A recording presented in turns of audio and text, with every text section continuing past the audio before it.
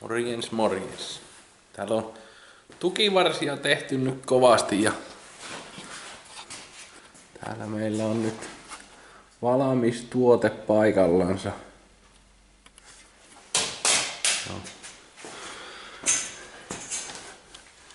Säätöreikä, että voidaan muuttaa sitä ylös ja alaspäin, että saadaan kamperimuutokset jousituksessa.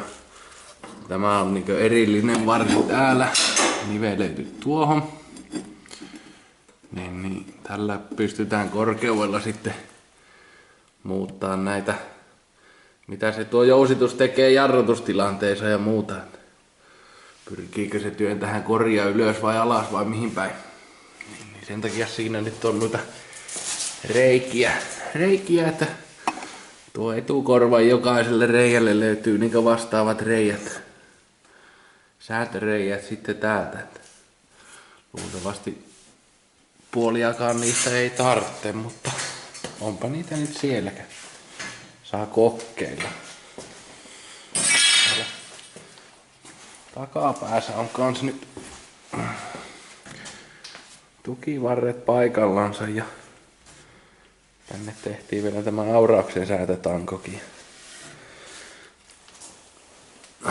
Täällä on kans sitten, tähän tulee holokit väliin, että pystytään sen korkeutta säätää siinä ja alatukivarsin on sitten ihan kiintiä, mutta sillä on korkeussäätö ja tietysti täällä tänne väliin tulee ne supisteholokit, niin niillä pystytään muuttaa sitä kallistahan jos haluaa ja sitten ylätukivarsi on, siinä on kans nivel täällä näin. Sitä pystytään sitten kans kallistelemaan ja muuttaa ylös ja alas suunnassa.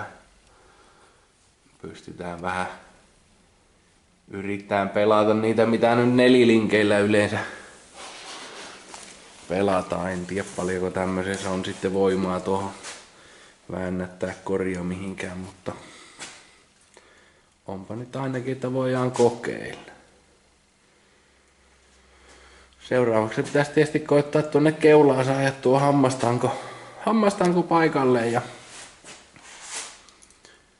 saada siihen kääntyvät etupyörät. Ohjaussysteemit, kaikki muukin on tuossa, niin saadaan ruveta tekemään tänne kiinnitteet kaikille.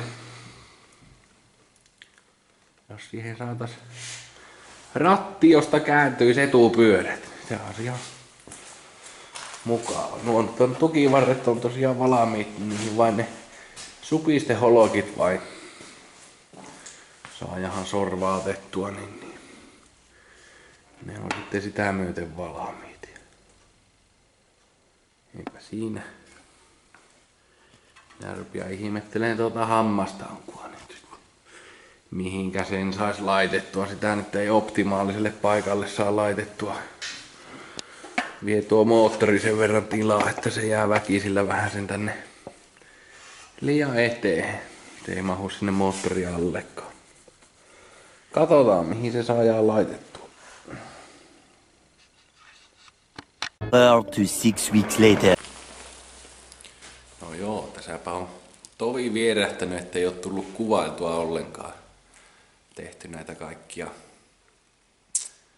pikkuhommia lähinnä. On nyt tuo hammastanko saatu paikalleen ja rattiakseli ja vähäsen ja sitten on kaikkia muuta tänne.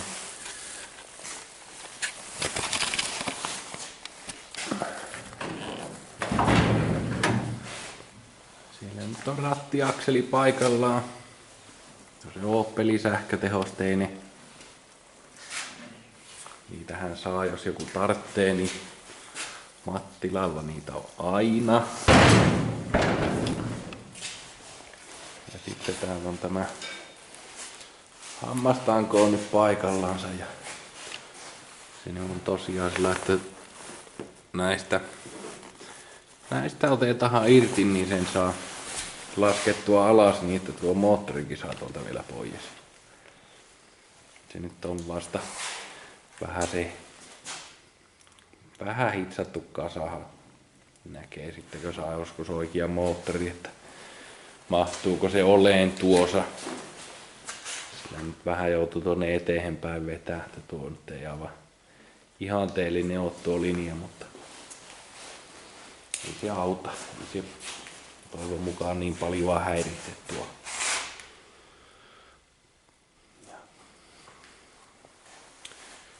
Sitten on, mitäs tässä sitten? Pasi on ruvennut tekemään ruostehommia, kun Opelista on kysymys ja sitä kuitenkin vielä näin paljon on jäljellä.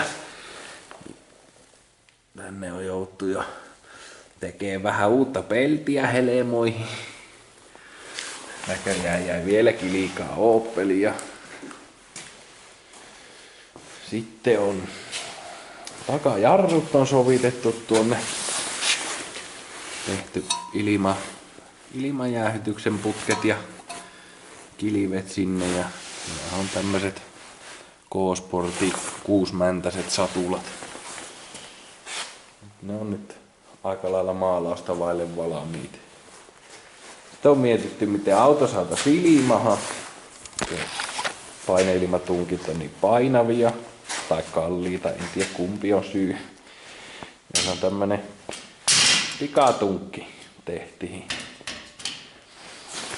Kyllä sillä nyt siihen kun varreen lyö, niin isännän pösö nousi ilmaan. Eiköhän toivon mukaan tästä nyt ei yhtä raskasta tulko pösöistä, mutta eiköhän sillä tämänkin saa sitten ilmaan. Piti tommonen prototyyppi tehdä kokeilla.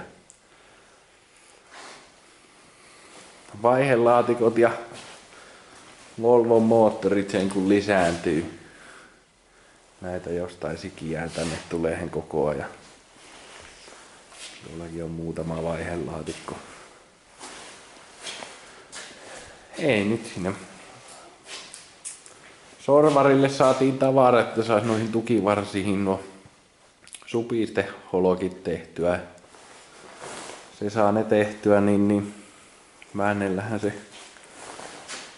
pyörän kulumat kohilleen ja ruvetaan vähän sen koria. Siihen jo ovi nostettiinkin vähän paikalleensa ja osia kannettu tänne lähemmäs tulee, että saa ruveta noihin korihommiin. Takaluukkukin löytyy vielä. Päästähän koria sitten muotoileen, kun saa mukavasti ruuvattua rattaat paikalleensa. Sitä varmaan nyt seuraavaksi ruvetaan sitten tekemään. Ja sitten tuossa joutessaan noita kaikkia pieniä sovitushommia ja muita tehdään. Mitä nyt vain keksii. En mä tiedä. Mä luulen, toivon mukaan sattuisi, että tässä aivan näillä näppäimillä se kerkiää sorvailla ne holokit.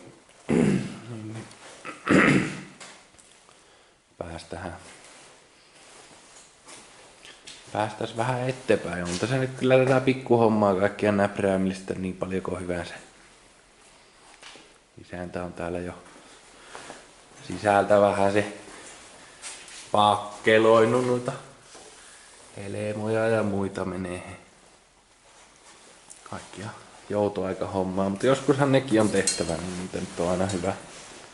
Ei jää kaikki viimeistely sitten aina yhteen kasaahan sillä, että niitä taho jaksaa sitten tehdäkään enää. Ei kai tässä oikein muuta ihmeellistä nyt ole niin tapahtunutkaan. Näitä kaikkeen menee vaan sitä aikaa niin paljon. Jospa sinne nyt rupiaisi jotain näkyvää tapahtuu sitten taas tästä eteenpäin, niin varmaan jaksaa vähän enemmän kuvaillakin sitä.